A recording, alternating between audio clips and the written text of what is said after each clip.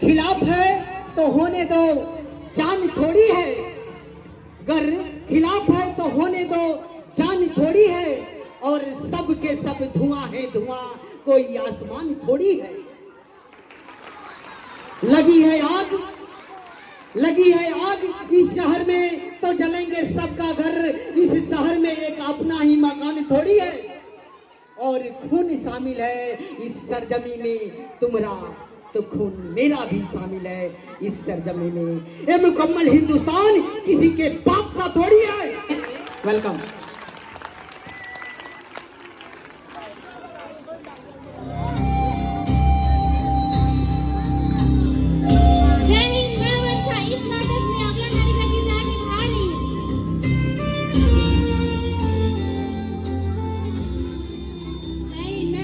इस नाटक में नए किरदार का किरदार निभा रही हूँ। जय हिंद, मैं उजाला इस नाटक में संविधान का किरदार निभा रही हूँ। जय हिंद, मैं रूबी इस नाटक में परिवार का किरदार निभा रही हूँ।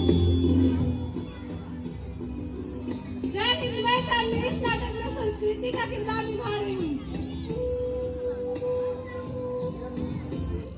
जय हिंद, मैं पुष्पा इस नाटक में समाज का किरदार निभा रही हूँ। जय हिंद, मैं सत्य इस नाटक में धर्म का किरदार निभा रही हूँ।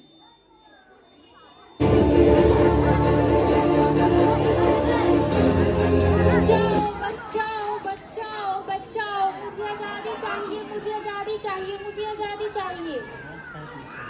जैसा कि आप सभी देख पा रहे हैं, जब जब न्याय पर अन्याय का पर्दा भारी हुआ है, समाज, संस्कृति, परिवार और धर्म के द्वारा किसी भी नागरिक का शोषण हुआ है, तब तब न्याय की देवी का तुला असंतुलित होने लगता है।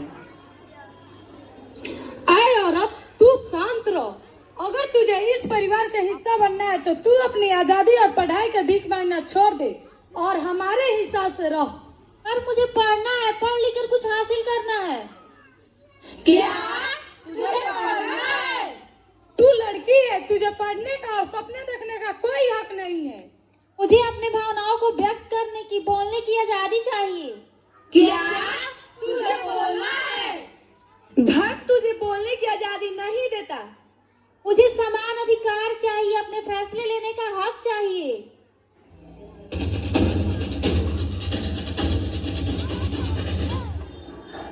औरत, जब प्रकृति ने ही महिला और पुरुष का अलग बनाया है तो तुम्हारा अधिकार तो कभी हो ही नहीं सकता। मुझे रूढ़िवादी सोच से मुक्ति चाहिए। क्या तुझे मुक्ति चाहिए? औरत, कैसी मुक्ति? समाज का हिस्सा बनकर रहना है तो सर ढक कर और झुक के रहना होगा। पर मैं ही क्यों, मैं ही क्यों? मुझे पढ़ना है, पढ़ लिख कर कुछ करना है। क्या तुझे पढ़ना है? औरत, समाज तुझे पढ़ने का अनुमति नहीं देता। अगर तुझे पढ़ना है तो पढ़, मगर सिर्फ 8वीं तक। औरत, तू नौकरी नहीं कर सकती।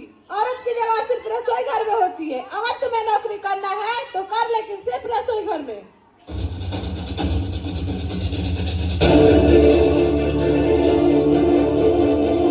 तुम एक औरत हो, तुम्हें बोलने का कोई हक नहीं। अगर तुम्हें बोलना है सिर्फ उतना ही जितना हम चाहें।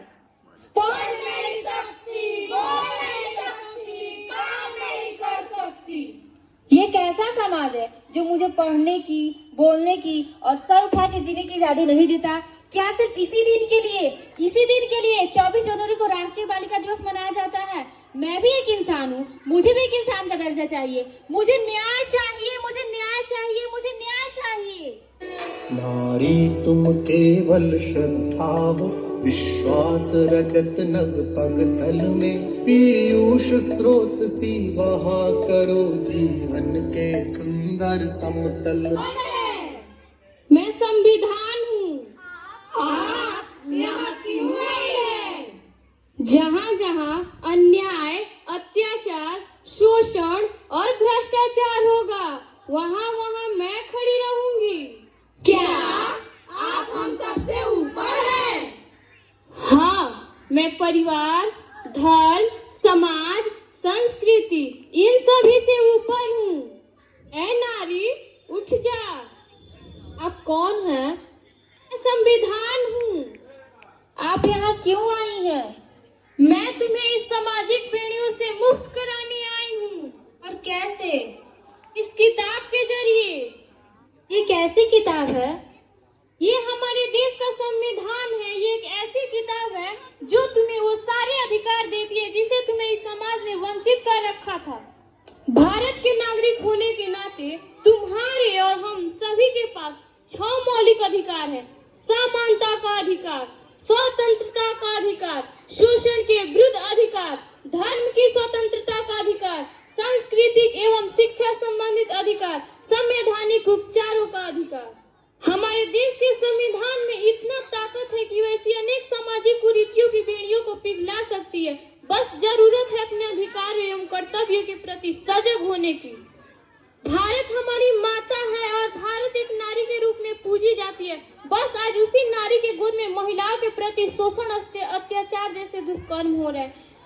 ये कैसा समाज है? हम कौन होते हैं एक महिला से उसके अधिकार छीनने वाले, जब हमारे सर्वोच्च संविधान ने ही उसे समान अधिकार दिया है। हमारे देश का संविधान एक ऐसा ग्रंथ है जो जाति, धर्म, संप्रदाय, ऊंच नीच इन सभी से ऊपर उठकर एक सर्वोच्च समाज बनाने का नींव रखता है। आज भी हमारे देश में ऐसे कितने लोग हैं जिन्हें अपने अधिकारों एवं कर्तव्यों का ज्ञान नहीं है, जिसके वजह से वो ऐसे शोषण का शिकार हो रहे हैं। इसलिए आज एक जिम्मेदार नागरिक होने के नाते हमारा कर्तव्य बनता है कि हम अपने अधिकारों एवं कर्तव्य के प्रति न केवल स्वयं सजग रहेंगे बल्कि दूसरों को भी जागरूक करेंगे। हमें क्षमा करें। आइए आज के इस अवसर पे हम संकल्प लेते हैं कि हम अपने अधिकार एवं कर्तव्य के प्रति न केवल स्वयं सजग रहेंगे बल्कि दूसरों को भी सजग करके एक सर्वोच्च एवं सशक्त समाज का निर्माण करेंगे। मेरा आप सबसे विनय है कि आप सभी अपने अपनी जगहों पे खड़े हो जाएं और मेरे साथ संविधान के प्रस्तावना को दोहराएं।